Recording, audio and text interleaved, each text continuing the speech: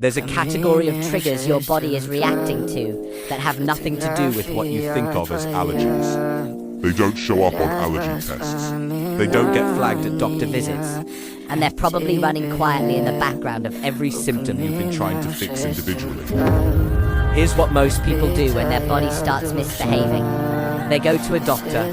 They get tested. The tests come back normal, or close enough to normal that nothing changes. So they try elimination diets. They cut gluten. They cut dairy. Something improves, then it stops working. So they add something back, cut something else, and end up in this exhausting loop where nothing fully resolves. That's not failure. That's what happens when you're working on the wrong level of the problem. Your immune system contains a type of cell called a mast cell.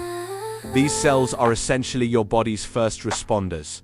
They sit in your tissues, right at the border between your body and the outside world. Gut lining, airways, skin, bladder. When they sense a threat, real or perceived, they release a flood of chemical signals: histamine, tryptase, prostaglandins, leukotrienes. You know what that feels like?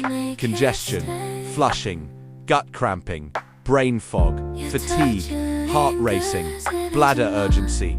The feeling that your body is reacting to something but you can't identify what. Now here's what nobody tells you. Mast cells don't just respond to allergens. They respond to heat, cold, pressure, stress, certain foods. Not because you're allergic to them, but because they either contain histamine directly or trigger your mast cells to release it.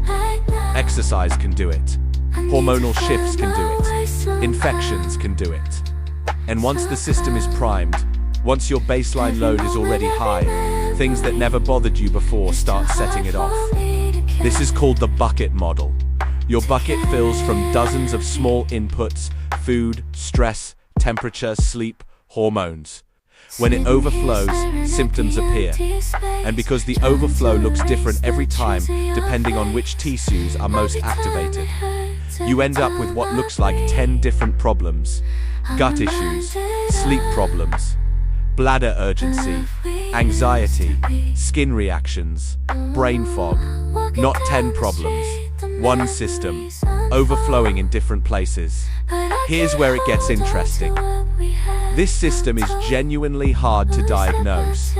Not because doctors are incompetent, but because the formal diagnostic criteria require specific lab markers measured during an active episode. And those markers are often missed or never ordered. When researchers formally tested 100 people who suspected they had mast cell issues, only 2% met the strict clinical criteria. But the average time to diagnosis for those who did qualify was 4.5 years. 4.5 years of symptoms, of being told results are normal, of being handed a different diagnosis every few visits, so the system gets missed. But it also gets over-attributed. People find this framework online. It explains their symptoms perfectly, and they become convinced they have a named syndrome when the actual mechanism might be adjacent but not identical. Both of those failures have the same root cause. Medicine treats the outputs individually instead of looking for the system generating them. You are not a collection of separate malfunctions. Your gut, your skin, your sleep, your bladder, your mood, these aren't independent systems breaking down independently. They're all downstream of the same immune signaling environment. And that environment has inputs. When you change the inputs, reduce the load, identify the highest volume triggers, give the system less to react to, the outputs change, sometimes dramatically. Not because you fixed each symptom, because you worked upstream. That's not a tip. That's a different way of understanding what's happening in your body. And once you see it that way, the question stops being what do I take for this? And starts being what's filling the bucket. Nobody's going to hand you this framework at a routine appointment. It doesn't fit in a 15-minute visit. It doesn't map cleanly to a billing code.